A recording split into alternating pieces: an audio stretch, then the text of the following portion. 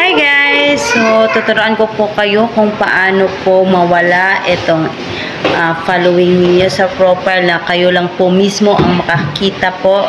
Hindi po makikita ng mga followers niyo po.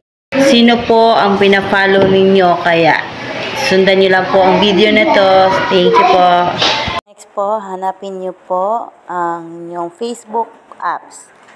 And then, refresh. Hanapin nyo po yung, i-click nyo po yung picture na ka-circle, papuntang profile po. And then, makikita mo yung name mo. I-click mo yan. At i-click mo yung tatlong dots na gilid ng advertise. And i-click mo yung view as. Then, makikita mo yung, ito yung makikita ng followers mo. Sundan nyo lang po ang aking video para hindi na makikita ng followers mo kung ilan ang na-follow mo. Then, back po natin, hanggang i-click po natin ang settings.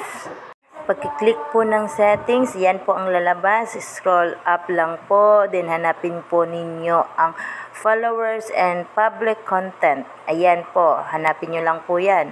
And then, hanapin na din natin, ito po ang lalabas. Ang hanapin natin po is yan pong who can see the people page and list you follow.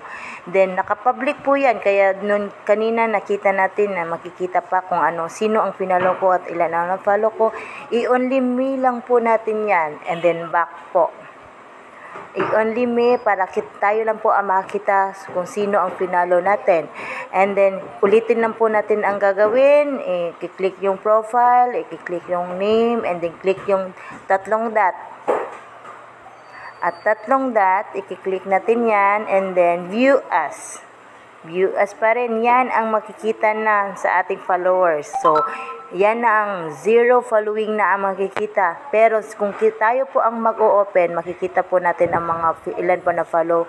Pero kung ang mga followers po ang mag-o-open ng profile natin is hindi po yan po ang makikita nila 0 following.